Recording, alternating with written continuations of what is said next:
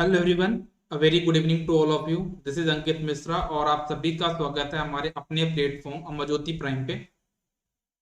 जितने भी लोग यहाँ पे हैं, एक बार सभी लोग ऑडियो वीडियो कंफर्म करेंगे। Am I properly audible and visible? क्या सभी लोग मुझे प्रॉपरली सुन पा रहे हैं, देख पा रहे हैं? हेलो राहुल, हेलो कल्पना, हेलो क्षितिज, हेलो कल्पेश, हेलो राहुल।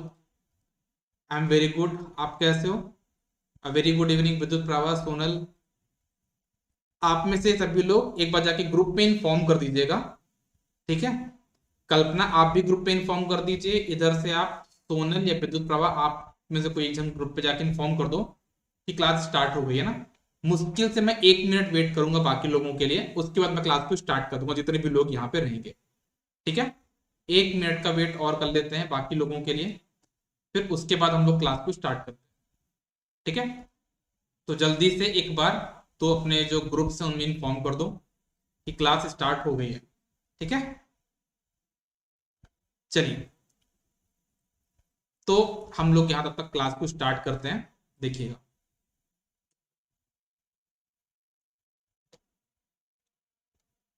ठीक है, चलिए। सभी लोग इस क्वेश्चन का आंसर करेंगे। क्वेश्चन को प्रॉपरली देखिए और बताइए क्वेश्चन का आंसर क्या हो, है ना? ये जो क्वेश्चन है ये आपका सिंपल केवीएल केसीएल का क्वेश्चन है, कुछ ज्यादा बड़ा कॉन्सेप्ट है नहीं इस क्वेश्चन में, पर तब भी देखता हूं कितने लोग इस क्वेश्चन को सॉल्व कर पाते हैं। क्वेश्चन रीड करिए।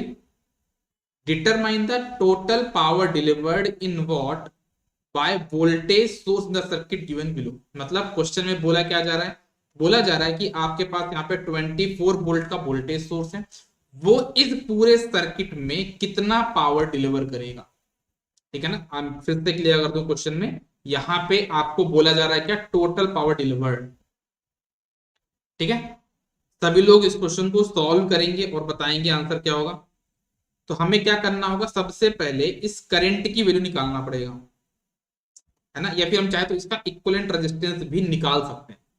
तो हम लोग क्या करेंगे? V square upon R equals to, ये पी का हमारा फॉर्मूला होता है, तो ये हमको क्वेश्चन में सॉल्व करना है। वी की वैल्यू हमको पता है 24, हमको इसका इक्विवेलेंट रेजिस्टेंस निकालना है इसके अक्रॉस। तो कैसे करोगे? 2 और 2 पहला में क्या बन जाएगा? 1 ओम, ठीक है? ये एक बन गया ब्रिज आपका। अगर आप प्रॉपरली देखो तो यहाँ पे ये एक ब्रिज बन गया आपका, और जो ब्रिज है आपका वो कैसा है? बैलेंस ब्रिज है, क्योंकि 2 इंटू 2 4 होता है और 2 इंटू 2 अगेन 4 होता है, तो आपकी ये वाली ब्रांच हो जाएगी डीएक्टिवेट। मतलब आपका 2 और 2 सीरीज में है, तो 4 पैरेलल 4 पैरेलल वो कितना हो जाएगा? 2। इक्विवेलेंट रेजिस्टेंस जो इसका है वो कितना है? 2 है आपका। तो आपका पावर कितना हो जाएगा? वी स्क्वायर अपॉन आर, मतलब 24 इंटू 24 डिवाइड बाई 2, कितना आ जाएगा आपके पास यहाँ पे? 12। तो आपका आंसर यहाँ पे क्या आ जाएगा? एक बार सॉल्व करके बताइए सभी लोग। इसका जो करेक्ट आंसर हो जाएगा, सोनल और विद्युत प्रभा ने सॉल्व कर लिया है, इसका आंसर हो जाएगा डी। कल्पना, आपने गलत आंसर किया है, आपने सी टिक किया। सी इज द रॉन्ग आंसर। इसका जो करेक्ट आंसर है वो डी है, ठीक है? चलिए नेक्स्ट क्वेश्चन पे मूव करते हैं। अब उसका आंसर बताइएगा सभी। आप लोग चाहो तो अपने साथ पेन कॉपी भी लेके रख सकते हो, ठीक है? चलो नेक्स्ट क्वेश्चन क्या है? For a pure sinusoidal waveform. Question में बोला गया, भाई देख लो प्रॉपर तरीके से, आपके पास जो वेवफॉर्म है वो प्योर साइनोसॉइडल है, ठीक है? उसमें आपसे पूछा गया है कि the form factor and crest factor are respectively. Form factor का फॉर्मूला क्या होता है? सभी को पता होगा, वी, सॉरी, आपका जो फॉर्म फैक्टर होता है क्या होता है? V R M S upon V average. जब आप इसको करते हो तो आपको पता चलता है कितना आता है आंसर? 1.11। सिमिलरली एक फॉर्मूला होता है इसका आपका पीक फैक्टर, या हम बोलते हैं इसको क्रस्ट फैक्टर, पीक फैक्टर, है ना? तो पीक फैक्टर का जो फॉर्मूला होता है क्या होता है आपका? वीएम अपॉन वी एवरेज, ठीक है? इसका आंसर हमारे पास, sorry, V upon V R M S. अगर आप इसको सॉल्व करोगे तो कितना आंसर आएगा आपके पास? V M upon V M by root 2, ये आ जाएगा आपके पास 1.414, ठीक है? तो अगर हम क्वेश्चन को सॉल्व करते हैं तो हमको क्लियर इसका आंसर क्या हो जाएगा? बी। ऐसे क्वेश्चन को सॉल्व नहीं करना पड़ता, सभी को याद रहता है। अ वेरी गुड इवनिंग असित। चलो इसका जो करेक्ट आंसर होगा वो बी होगा, सभी ने सही आंसर बताया। नेक्स्ट क्वेश्चन देखो, इस क्वेश्चन को बताओ। इस क्वेश्चन को थोड़ा सही से देखना, सही समझना और गड़बड़ी नहीं करना, मेन इंपॉर्टेंट चीज गड़बड़ी नहीं करना। क्वेश्चन क्या है, a sinusoidal voltage applied across a series RC circuit is given by a 40 sine omega t V. मतलब ये आपके पास क्या है, वोल्टेज, आरसी सर्किट में ये वोल्टेज है, ये आपके पास करंट फ्लो हो रही है, तो कितना पावर होगा।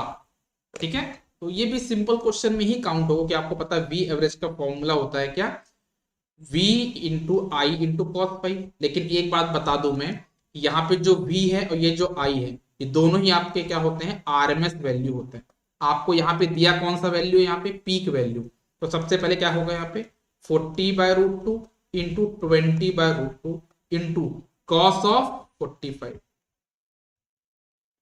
तो सॉल्व का कितना हो जाएगा ये, √2 हो जाएगा 2, 2 से 2 डिवाइड करता हूँ 400 हो जाएगा ये, 400 0.707 कितना आ जाएगा यहाँ पे सॉल्व करने पे, 7 चको 28, 288.04 आएगा क्या सॉल्व करने पे। इसका एग्जैक्ट आंसर बताइए कैलकुलेशन करके कितना आंसर आएगा, 400 इंटू 0.707, 7 चको 28। तो इसमें दो तीन ऑप्शन है, बताएंगे सभी। क्या होगा इसका करेक्ट आंसर, सी आएगा 288.04। चलो ओके, तो इसका जो करेक्ट आंसर है वो आपका हो जाएगा सी, है ना। आप लोग को थोड़ा अच्छा ए होगा क्या, मैं ए तो नहीं होगा यार असित, जहां तक मैं देख, ए भी हो सकता है 28, तो इसमें भी आ रहा है यार, ए है, ए भी हो सकता है ना, ए ही होगा आंसर भाई, अगर ऐसा बोल रहे हैं सभी लोग तो ए ही होगा। एक्चुअली में मैं किसी भी क्वेश्चन को पहले सॉल्व करके नहीं लाता हूँ, है ना। मतलब क्लास में आपके तरह मैं भी एक क्वेश्चन को अनजान तरीके से सॉल्व करता हूँ। ये जो पीपीटी है, जो क्वेश्चन फ्रेम होते हैं, ये मैं नहीं करता हूँ, ये कंटेंट डेवलपर करते हैं, है ना। तो मेरे सामने भी वो सभी नए क्वेश्चन थे, मेरे पास किसी भी क्वेश्चन का आंसर नहीं है प्रायर तरीके से, तो आपके सामने प्रॉपर तरीके से क्वेश्चन को सॉल्व करा। ठीक है, चलो नेक्स्ट क्वेश्चन पे आते हैं। क्वेश्चन क्या है एक बार देख लो क्वेश्चन को प्रॉपर तरीके से सभी लोग। The conductivity of aluminium as compare to copper is. Copper के कंपैरिजन में एल्यूमिनियम की कंडक्टिविटी तो कम होती है, बराबर तो नहीं होती, दैट मींस ये तो आंसर नहीं हो सकता। तो क्या होगा ये आपको बताना है। ठीक है, किसी को इस क्वेश्चन का आंसर पता है, मैं एक बात बता दूं, ये क्वेश्चन भी आपका एसएससी जेई का ही क्वेश्चन है। किसी ने हैंड रेस किया, आप कुछ बोलना चाह रहे हैं क्या कि धोखे से हो गया। ठीक है, इसका आंसर सभी लोग बताएंगे क्या होगा। एसएससी जेई का प्रीवियस ईयर क्वेश्चन ही है ये, है ना, ये पीवाईक्यू क्वेश्चन है एसएससी जेई का। तो इसका जो करेक्ट आंसर होगा वो होगा सी, याद रख लो। ठीक है ना, इसका आंसर आपका क्या होगा, इसका आंसर आपका क्या होगा, सी होगा। असित ने बिल्कुल करेक्ट आंसर बताया है। ठीक है, चलो राज किरण, आप थोड़ा सा क्लास को अटेंड किया करिए ना, आप बिल्कुल क्लास से बाहर रहते हैं, आप सिर्फ व्हाट्सएप पे मैसेज करते हैं। ठीक है, तो वो चीज आपको नहीं करनी, जिस टाइम पे मैं अवेलेबल हूं उस टाइम पे आप क्वेश्चन पूछिए, है ना। तो थोड़ा सा जैसे मैं आपके सामने सेशन लेके आऊं, आप इनका आंसर करिए। ठीक है ना, तो मतलब ऐसा ना हो कि अलग दिशा लेके चलो, आप मेरे साथ चलो। ठीक है, चलो नेक्स्ट क्वेश्चन पे आते हैं हम लोग। देखो क्या है, Kirchhoff's voltage law is concerned with. इसका आंसर बताइए, देखता हूं कितने लोग सही करते हैं कितने लोग गलत करते हैं। अपर्णा बोल रही हैं बी, ओके, बाकी लोग भी बताएंगे, बाकी लोग भी बताएंगे। Kirchhoff's voltage law is concerned with I R drop, voltage EMF, voltage junction, both A and B. क्या बोलेंगे आप, ऑप्शन डी। ऑप्शन डी बिल्कुल सही बात है, option D is the correct answer, है ना। क्योंकि हम जब कभी केबल लगाते हैं तो हमको पता है भाई, वहां पे हम लोग बैटरी का ईएमएफ देखते हैं और आईआर और ड्रॉप देखते हैं। मेन चीज तो हम ये देखते हैं ना, जंक्शन वाला जो कॉन्सेप्ट है वो केसीएल में आता है, याद है ना आपको चीज, ये चीज कहाँ पे आती है आपके केसीएल में, और ये दोनों चीजें आपकी कहाँ पे आती है केवीएल में। ठीक है, ओके, नेक्स्ट क्वेश्चन, इसको भी देख लो एक बार सभी लोग। क्वेश्चन क्या है? फाइंड द कंडक्टेंस, आपको कंडक्टेंस निकालना of a short circuit on 100 volt which results in a short circuit current of 500 ampere. ठीक है, तो आपको यहां पे क्या बताना है? कंडक्टेंस बताना है। आपको वोल्टेज दिया है, आपको करंट दिया है, क्या होगा भाई? इससे सिंपल क्वेश्चन तो मुझे लगता है कि इतिहास में कभी आया होगा और आएगा, है ना? तो इसका आंसर क्या हो जाएगा? एरिया मतलब करंट अपॉन वी। कितना है करंट आपका? 500 divide by 100, 5 option C is the correct answer. 5 siemens, sorry sorry sorry, option C नहीं है, ऑप्शन ए, ऑप्शन ए। ठीक है ना, 5 सीमेंस में भी थोड़ा कंफ्यूज हो गया। ओम नहीं होगा भाई, ओम कैसे हो सकता है? ठीक है ना, कंडक्टेंस तो सीमेंस में आंसर होगा। A will be the correct answer. ठीक है, चल फिर से आओ नेक्स्ट क्वेश्चन पे। नई एनर्जी के साथ आप लोग एनर्जी अपनी मेंटेन रखा करो ना। जब हम लोग क्वेश्चन सॉल्व करते हैं तो ये जनरली मैंने पाया है, जनरली मैंने ये पाया है कि जब आप लोग फर्स्ट क्वेश्चन सॉल्व करते हो, जैसे आप लोग 20 क्वेश्चन आपके सॉल्व करने होंगे, 20-22 जितने भी होंगे, तो जो एनर्जी आपके फर्स्ट क्वेश्चन में होती है, सेकंड क्वेश्चन में होती है, थर्ड क्वेश्चन में होती है, फोर्थ क्वेश्चन में होती है, वो सेम एनर्जी आपके 20वें क्वेश्चन तक नहीं रहती। तो ये चीज आपको अपनी मिस्टेक को सुधारना है कि जितना आपका माइंड फोकस था पहले क्वेश्चन में, उतना आपका लास्ट क्वेश्चन में फोकस्ड होना चाहिए। नेक्स्ट क्वेश्चन क्या है? Which of the following is not a fundamental unit but a derived unit. तो भाई केल्विन भी मेरी क्या है? फंडामेंटल है। वॉट, वॉट तो क्या होता है? वोल्ट एम्पियर होता है ना, तो ये मेरे पास फंडामेंटल नहीं है भाई, this is your volt ampere. ठीक है ना, तो this is our derived unit। what is a derived unit? ठीक है, किसी कोई दिक्कत? इसका जो करेक्ट आंसर होगा वो क्या हो जाएगा? वॉट होगा। ठीक है, वॉट आपका क्या है? डेराइव्ड यूनिट है। इस क्वेश्चन में आपको एक नेटवर्क का सर्किट दिया है, आपको वी नॉट की वैल्यू निकालनी है। ये क्वेश्चन जनरली एसएससी जेई के एग्जाम में आते हैं, और उनके लिए करना है क्या? तो सिंपल केवीएल लगा दो भाई, केवल यहाँ पे प्लस है तो हो जाएगा -12 प्लस 4i। एक काम करता हूँ ना, आप ऐसा कर लो, इसको यहाँ पे करंट निकाल लो। करंट कितनी आ जाएगी यहाँ से देखोगे तो V0/6। ठीक है ना, अब केवीएल लगाते हैं। ठीक है, और उल्टा लगा देता हूँ तो क्या आ जाएगा? +12 plus V0 +4 -2V0 -4V0/6 = 0। Solve कर लेना भाई एक बार सभी लोग यार, तो मैं मिस्टेक ना कर दूं कहीं। V0 हो जाएगा -V0, हो जाएगा 2/3 12 4 16, तो 16 है यहाँ पे इस तरफ, उधर क्या जाएगा? V0 प्लस 2V0/3 कितना हो जाएगा?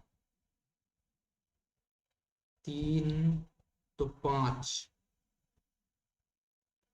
16 डिवाइड बाय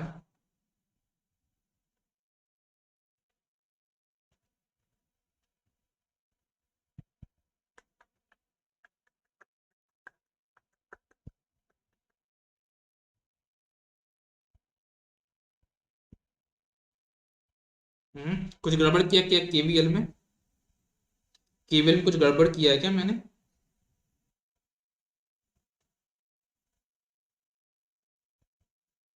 $48 आएगा। एक बार केवीएल में बताना, केवीएल में कुछ मिस्टेक है क्या? +12 प्लस V0 ये भी सही है, +4 ये भी सही है, -2V0 ये भी सही है, और इसके बाद यहाँ पे हो जाएगा +4V0। Okay, okay boss, okay boss. Plus होगा ना, प्लस होगा, प्लस होगा यार यहाँ पे, ये थोड़ा सा मिस्टेक है, यहाँ पे प्लस होगा ना, तो फिर ये जाके यहाँ पे माइनस होगा। इतनी थिकनेस की पेन रहती है तो थोड़ा सा मिस्टेक हो जाती है। कितना हो जाएगा सॉल्व करने, बताओ जरा यार। 3 - V0/3, हाँ 48। V not equal to 48। ठीक है, तो इसका आंसर हो जाएगा डी। यहाँ पे केवीएल में लास्ट वाला जो पॉइंट था वहां पे थोड़ा सा प्लस माइनस का डिफरेंस आ गया। ठीक है ना, समझ में आया सभी को? कोई डाउट? बहुत सी सिंपल क्वेश्चन था, और जनरली ये मैंने पाया है ना, और मैंने अपने स्टूडेंट्स में भी देखा है कि इस टाइप के जो क्वेश्चन जो बहुत सिंपल होते हैं तो लोग बहुत लाइटली लेते हैं, है ना। जो सिंपल, जितने सिंपल क्वेश्चन होंगे, जितना आप लाइटली लोगे उतना मिस्टेक होने के चांसेस रहेंगे। तो आपको अपने माइंड को पूरा फोकस रखना होगा, है ना। आपको हर एक क्वेश्चन को प्रॉपर अटेंशन देना है। ठीक है ना, चलो नेक्स्ट क्वेश्चन पे आ जाओ, इसका आंसर बताओ। जनरली एन इलेक्ट्रोलाइटिक, क्या लिखा भाई यहाँ पे? Generally a electrolytic capacitor is made to provide. बताओ भाई, जो इलेक्ट्रोलाइटिक कैपेसिटर होते हैं वो किस लिए बनाए जाते हैं, क्या प्रोवाइड करने के लिए बनाए जाते हैं? Fixed capacitance, variable capacitance, low capacitance, large value of capacitance. कोई है इस क्वेश्चन का जो सही आंसर दे दे?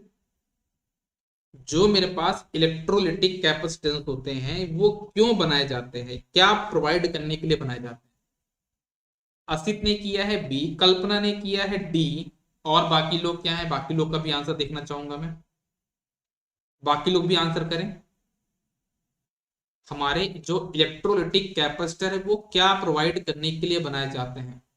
सोनल का आंसर डी है, पंकज का भी डी है, मैक्सिमम लोग आंसर डी कर रहे हैं, और डी इसका करेक्ट आंसर भी है। तो याद रखना, जब हमको हाई वैल्यू ऑफ कैपेसिटेंस चाहिए होता है उस टाइम पे हम लोग किसकी बात, किसके पास जाते हैं? इलेक्ट्रोलाइटिक कैपेसिटर के पास जाते हैं। इस क्वेश्चन को देखो, determine the total charge entering a terminal between t equal to 1 second and t equal to 2 second if the current passing through the terminal is 3t square minus t ampere. ठीक है, तो अगर हम यहां पे बात करें करंट की,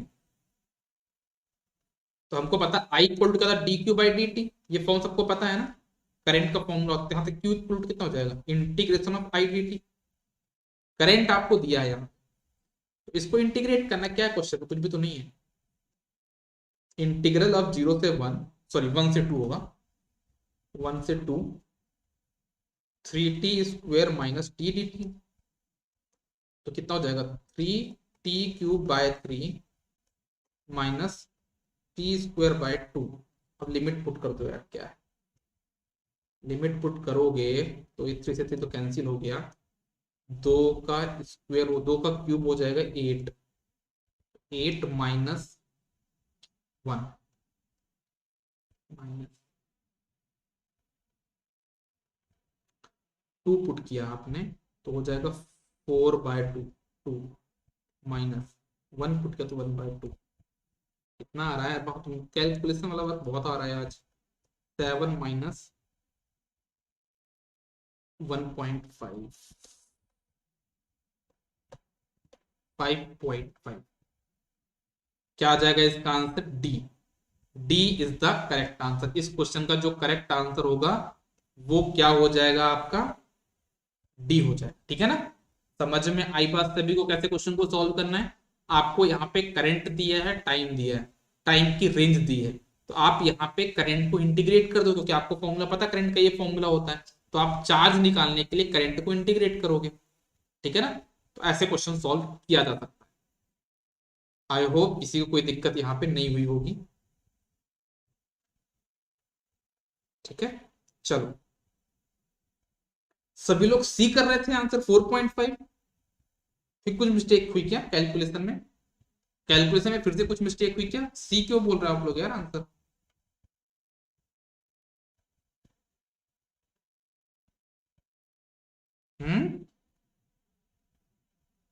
is there any mistake in calculation?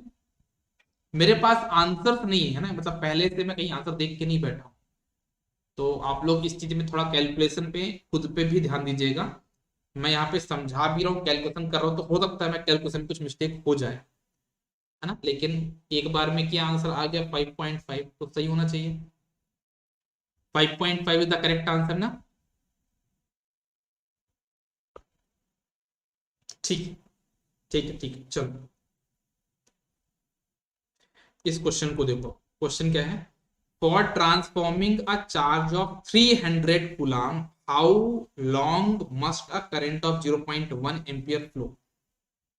अरे क्या है क्वेश्चन में, Q equals to I T तो होता है,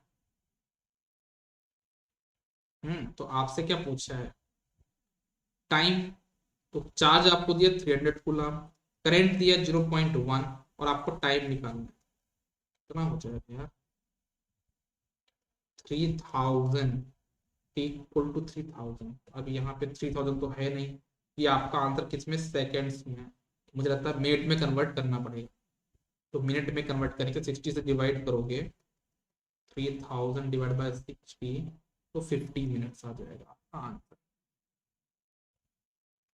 चलो ठीक है, तो आई थिंक ये क्वेश्चन भी सभी का सही हो गया होगा, इसका आंसर हो जाएगा आपका ए। ठीक है, no current, no current flows through two charge body if they have equal. मेरे पास दो बॉडी हैं, इन दोनों को अगर मैं यहाँ पे कनेक्ट भी करता हूं तो यहाँ पे जो करंट है ना वो फ्लो नहीं करेगी, नहीं करेगी, नहीं करेगी, है ना, वहां पे करंट फ्लो नहीं करेगी अगर दोनों बॉडी का, यहाँ पे ए है ये बी है, दोनों बॉडी का क्या चीज सेम हो तो करंट फ्लो नहीं करेगी। पोटेंशियल, सिंपल सी बात, बोलते हैं सेम पोटेंशियल तो करंट फ्लो नहीं होती है। तो इसका आंसर हो जाएगा आपका डी। अरे वाह, क्वेश्चन क्या है इसको देखो, न्यूमेरिकल क्वेश्चन फिर से आया है। हालांकि मैंने कंटेंट वाले को बोल के रखा है कि थ्योरेटिकल क्वेश्चन ज्यादा रखने हैं, टीयर 1 में ज्यादातर क्वेश्चन थ्योरेटिकल ही आते हैं, बट वो भी जो ये पेपर बना रहा है वो भी एसएससी जेई के मेंस को 2-3 बार लिख चुका है ना, तो अच्छी बात है, क्वेश्चन वो वही पिक कर रहा है। क्वेश्चन देखते हैं क्या है, A series circuit containing passive network has the following current and applied voltages। तो ये आपके पास वोल्टेज है, ये आपके पास करंट है। The circuit elements are option A must be resistance and capacitance, must be resistance and inductance, would be either resistance and inductance or resistance and capacitance, none of these। तो थोड़ा जो इस चीज में आपको फर्क देखना है वो ये है कि यहाँ पे है साइन, यहाँ पे है कॉस। ठीक है, तो देखो ऐसे क्वेश्चन को कैसे अटेम्प्ट करना है, मैं आपको आज सबसे सिंपल तकनीक बताने वाला हूँ। ठीक है ना, हमको मेन देखना लीड लैग, जो अगर मान लो वोल्टेज लीड कर रहा है तो इंडक्टिव नेचर होगा, अगर करंट लीड कर रहा है तो हमारे पास कैपेसिटिव नेचर होगा। बस हमको इसको प्लॉट करना। हम सभी को पता है, हम सभी को पता है कि साइनोसॉइडल जो वेवफॉर्म होती है, जो साइनोसॉइडल वेवफॉर्म होती है वो यहां से स्टार्ट होती है, हाँ या ना, लेकिन लेकिन क्या, लेकिन वो यहां से स्टार्ट ना होके 50 डिग्री पहले स्टार्ट हुआ, तो ये -50 से स्टार्ट। ठीक है, मैं -50 देता हूं यहाँ पे किसके लिए, वोल्टेज का स्टार्ट। ठीक है, अब बात करते हैं किसके लिए, हम लोग अब हम बात करते हैं किसके लिए, करंट, सॉरी आपका कॉस के लिए। तो कॉस वाला जो होगा, करंट का जो कॉस है, इसमें +90 करोगे तो करंट तो आपका आगे जा रहा है, क्लियरली दिख रहा है कि हमारा जो करंट है वो क्या आ रहा है, हमारा इससे भी आगे जा रहा है। तो हम लोग क्लियरली बोल सकते हैं कि करंट आगे है, लेकिन हम लोग यहां से भी देख के बता सकते हैं कि हमारा 90 डिग्री तो नहीं है एग्जैक्ट, मतलब सर्किट में हमारे पास कैपेसिटेंस होगा और साथ में कुछ ना कुछ रेजिस्टेंस होगा। तो हमारा जो करेक्ट आंसर हो जाएगा that will be your resistance and capacitance. इसका जो करेक्ट आंसर होगा दैट विल बी ए। समझ में आई बात सभी को, इस क्वेश्चन का जो करेक्ट आंसर होगा दैट विल बी ए। फिर से आ जाओ नेक्स्ट क्वेश्चन पे, ये क्वेश्चन देखते हैं क्या है क्वेश्चन में। क्वेश्चन रीड करो सभी लोग। A 3 ton 100 kilo ohm potentiometer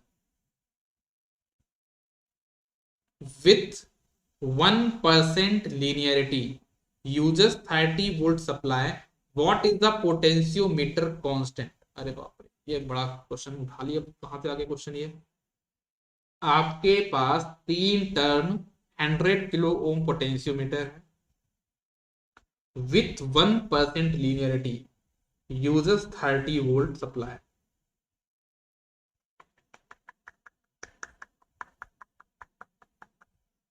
what is the potentiometer constant. अब इस क्वेश्चन को थोड़ा सा हमको कॉमन सेंस के साथ लगाना पड़ेगा। हम लोग जितने भी ऑप्शन देख रहे हैं उसमें हमको एक चीज क्लियर दिख रही है। क्या दिख रही है क्लियर? वोल्ट पर टन, वोल्ट पर टन, वोल्ट पर टन दिख रहा है। तो हमको करना क्या होगा, सबसे पहले वोल्टेज को रखना ऊपर। वोल्टेज है 30 और हमसे पूछा कांस्टेंट, मतलब कहीं ना कहीं क्वेश्चन आपका सेंसिटिविटी से रिलेटेड है। तो हमको इसको यहाँ पे 100 किलो ओम से डिवाइड भी करना पड़ेगा।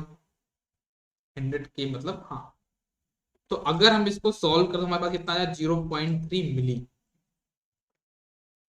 ठीक है, कितना आ जाएगा, 0.3 मिली। और यहाँ पे हमसे बोला गया है कितने टर्न है, क्वेश्चन में बोला गया 3 टर्न। तो हमको पर टर्न पूछा क्वेश्चन, पर टर्न। तो हमारा आंसर कितना होगा, 0.3 डिवाइड बाय 3 पर टर्न। तो कितना हो जाएगा हमारे पास यहाँ पे 0.1। ऐसे क्वेश्चन को ऐसे ही सॉल्व किया जाता है। इनके लिए कोई स्पेसिफिक प्रोसीजर नहीं होगी कि आपको स्पेसिफिक प्रोसीजर लगानी है। इसको आप यूनिट से ही मैच करोगे, है ना। इस क्वेश्चन को आपको यूनिट से ही मैच करना पड़ेगा, है ना। इनके लिए ऐसा नहीं कि पहले से कोई प्रोसीजर है। जैसे आप लोग संट वाले क्वेश्चन पढ़ते हो, मल्टीप्लायर वाले क्वेश्चन पढ़ते हो, ब्रिज के क्वेश्चन पढ़ते हो, वो हिट क्वेश्चन हैं, वो बनते हैं क्वेश्चन। लेकिन ऐसे क्वेश्चन कभी कभी बन जाते हैं जो कि पहली बार बनते हैं। तो उस क्वेश्चन को हम कैसे अटेम्प्ट करते हैं, यूनिट के साथ कुछ ना कुछ हमको वहां पे तिगड़म लगाना पड़ता है। ठीक है, चलो नेक्स्ट क्वेश्चन पे देखते हैं।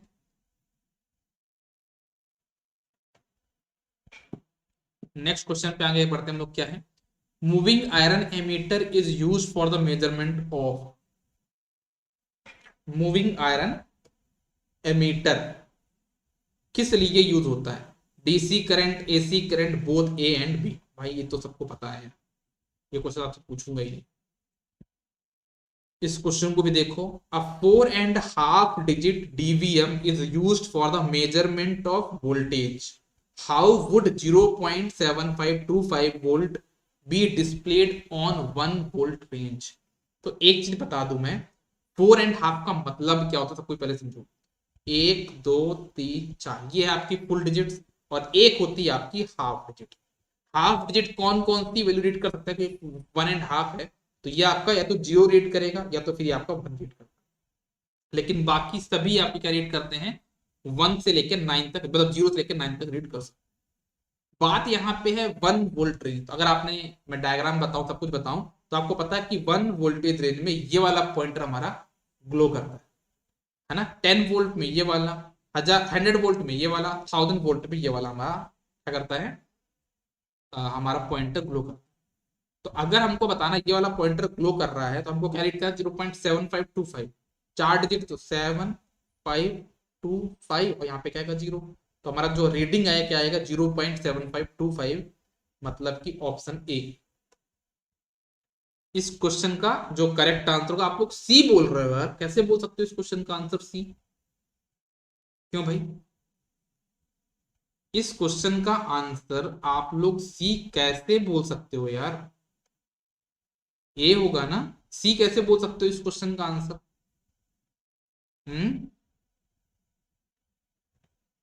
कॉन्सेप्ट आप लोग पीछे से भूलते जा रहे हो, है ना। नया नया पढ़ते जा रहे हो, पुराना भूलते जा रहे हो।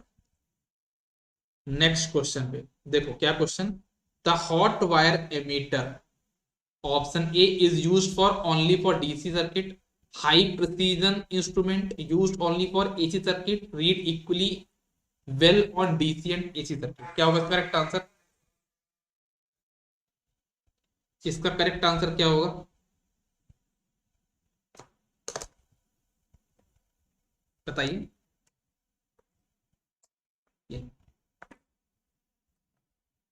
इसका करेक्ट आंसर क्या हो जाएगा आपका, बताओ। द हॉट वायर एमीटर क्या रीड करता है हमारा हॉट वायर एमीटर, क्या बोलोगे? DC, AC, high precision, equally well on DC and AC circuit, क्या बोलोगे? बताइए सभी लोग। चलो किसी ने तो आंसर बोला, सी सी सी सी। एक चीज जो आपको समझनी है, जो आप लोग नहीं समझ रहे हो, वो मैं आपको बताता हूं, वो समझो। ठीक है, 17 का सी देखो भाई, देखो देखो बताता हूं। हॉट वायर इंस्ट्रूमेंट जो होता है वो किस प्रिंसिपल पे काम करता है? वो आपका वो आपका काम करता है किसमें? एक मिनट, उसको बंद कर दो। ठीक है, तो जो हॉट वायर एमीटर है वो क्या किस पे काम होता है? डीसी, एसी, क्या बोलोगे इस पे? तो मैं ये बता रहा हूँ जो हॉट वायर है वो किस पे काम करता है? टेम्परेचर इफेक्ट पे। और टेम्परेचर के कारण यहाँ पे मैग्नेटिक फील्ड तो आया नहीं है, तो यहाँ पे हिस्टेरेसिस का कोई भी इफेक्ट नहीं होता है। जब हिस्टेरेसिस का कोई इफेक्ट नहीं होता है, आपको एक चीज बता दूं मैं, क्योंकि टेम्परेचर पे काम करता है मतलब हीट पे काम करता है, इसका प्रिंसिपल जो है, मतलब हम जो टॉर्क बोलेंगे वो कहीं ना कहीं चीज के ऊपर डिपेंड करता है, आई स्क्वायर आर, मतलब करंट का स्क्वायर। और जब करंट का स्क्वायर मतलब क्या होता है? आरएमएस। आरएमएस मतलब क्या? आर मतलब क्या? एसी डीसी दोनों रीड करेगा, तो मतलब डीसी भी रीड करेगा और एसी भी रीड करेगा, और इक्वली वेल करेगा, क्योंकि हमारा जो इंस्ट्रूमेंट है वो हिस्टेरिसिस एरर से इंडिपेंडेंट है। तो हमारा ये जो हॉट वायर इमीटर है वो एसी और डीसी दोनों रीड करता है। ये आप लोग कहीं गड़बड़ी कर गए हो, विक्की ने सही बोला, आंसर डी होगा, बाकी सभी ने आंसर गलत बताया इसका। ठीक है, तो इस क्वेश्चन का जो करेक्ट आंसर है वो हो जाएगा डी। समझ में आई बात सभी को कि नहीं आई? ये क्वेश्चन आपका ब्रिज का क्वेश्चन है, बड़ा सिंपल क्वेश्चन लग रहा है मेरे को ये तो। आपको जेड डी की वैल्यू निकालनी है, तो जेड डी कैसे करोगे? Z A into Z D equal Z B into Z C. तो कर दो सॉल्व, क्या है भाई इसमें यार, इसमें क्या टफ लगा भाई को क्वेश्चन? जेड बी कितना? 300 at angle -90 into Z C कितना है? 200 at an angle 0 divide by how much? Z A 100 at an angle 50। तो जब ऊपर जाएगा एंगल तो क्या हो जाएगा? -50।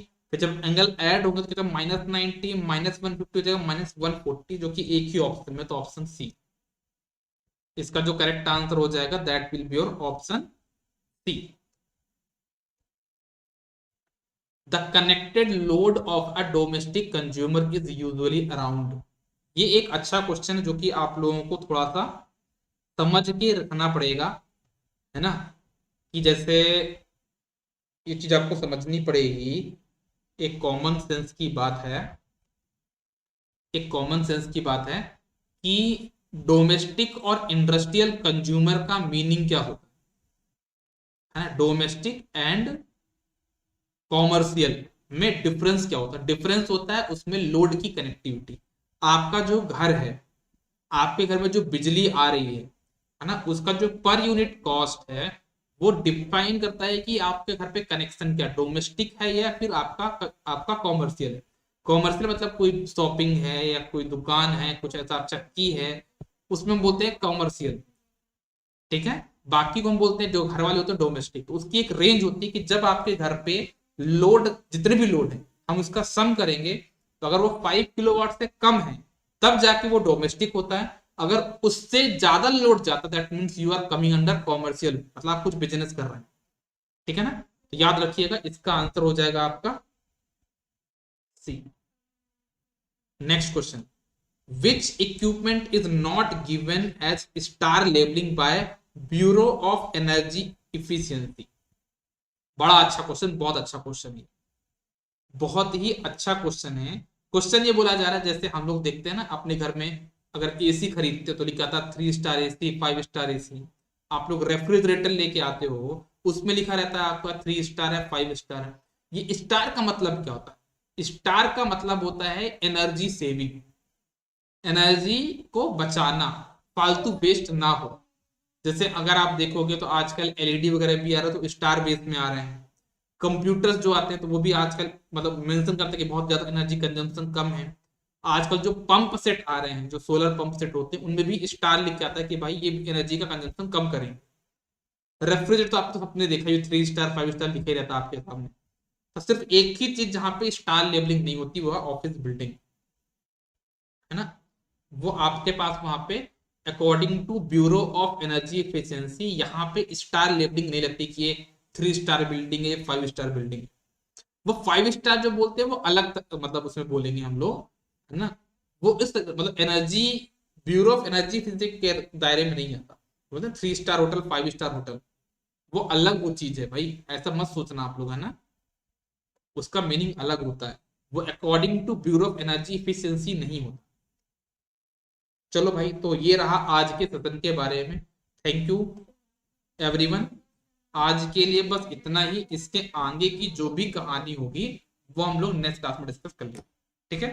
Thank you, good day, all the best, take care, bye bye. आपके जो भी डाउट है, कोई कुछ बोलना चाह रहा है? सोनल कुछ बोलना चाह रही है? हाँ सोनल बोलिए, क्या बोलना चाह रहे हैं आप? क्वेश्चन नंबर 13 एक बार एक्सप्लेन कर दीजिए।